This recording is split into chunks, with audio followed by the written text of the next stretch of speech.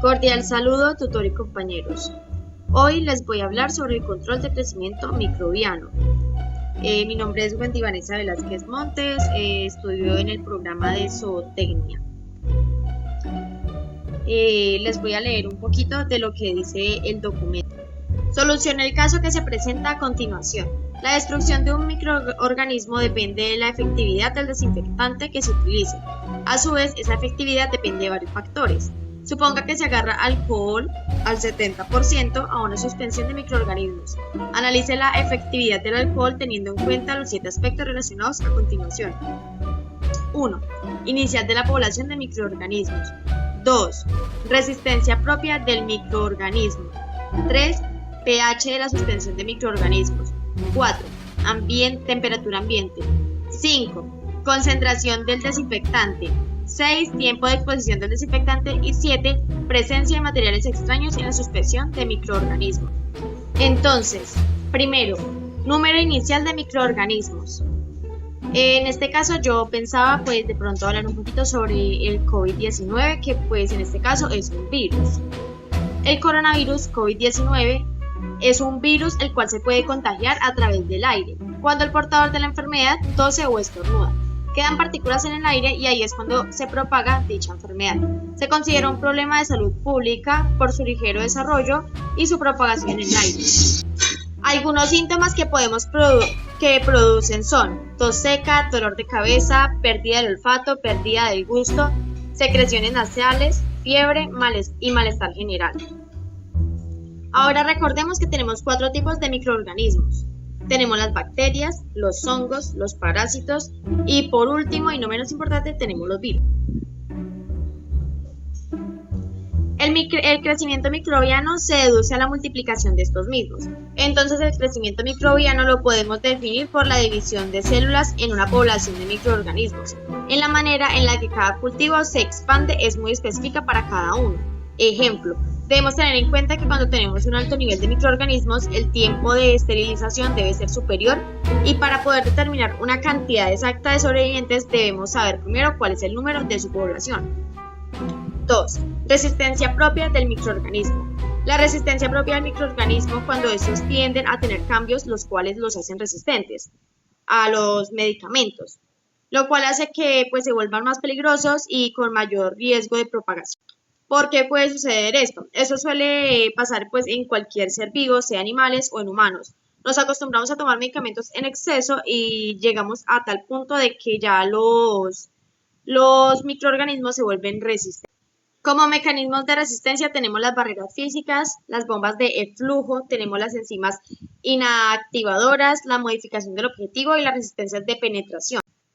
Tenemos los tipos de resistencia que son la resistencia intrínseca, tenemos la resistencia adquirida. 3. pH de la suspensión de microorganismos. Uno de los factores más importantes en el crecimiento de los microorganismos es el pH. Hay algunas bacterias y hongos que crecen con un pH más bajo, entre 1.0 y el 3.0. Pero para las bacterias lo ideal sería que tuvieran un pH alrededor de 6.0 y pocos requieren del 8.5 o inclusive un número mayor. Los microorganismos pueden clasificarse de acuerdo a su pH, neutrófilos, acidófilos y alcalófilos. Y aquí podemos observar una imagen de referencia. Temperatura ambiente. Las temperaturas varían según el tipo de microorganismos. Tenemos para las bacterias serían las mesófilas y las termófilas, para todas.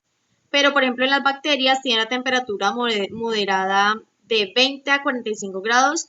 Como bacteria, al ejemplo, tenemos la salmonela. En esa sería la mesófila. Las termófilas sí, tienen temperaturas altas de 45 a 80 grados centígrados. Para los hongos, las mesófilas serían de 20 a 35 grados centígrados. Como ejemplo tenemos el hongo cándida. De termófilos tenemos de 35 a 55 grados centígrados y como ejemplo tendríamos la neurospora. En los virus, una temperatura moderada sería de 20 a 37 grados centígrados. Como ejemplo tenemos el virus de la influenza. En temperaturas altas de 37 a 40 grados centígrados, como ejemplo tenemos el virus del herpes. Concentración del desinfectante. La concentración del desinfectante varía según el uso para el cual se requiere. Ejemplo, desinfección de objetos, desinfección de manos y desinfección de instrumentos médicos.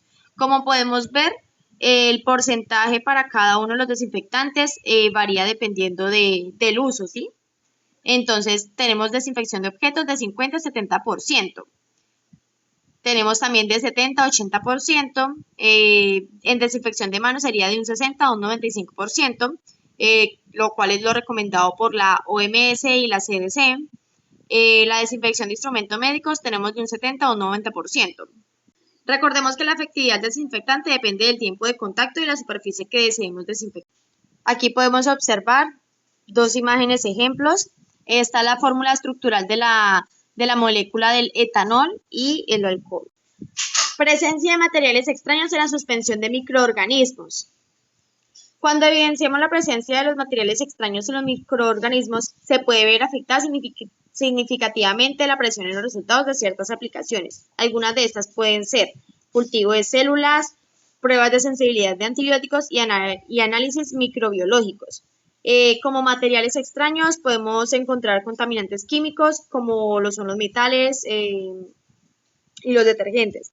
Partículas inertes serían las cenizas y los polvos. Método para eliminar estas partículas. Tenemos la centrifugación, el lavado y la filtración. Algunos efectos por la presencia de esos materiales son los cambios que pueden experimentar en la expresión genética, la inferencia en el crecimiento microbiano, cambios en la morfología celular y obviamente los falsos resultados en las pruebas diagnosticadas.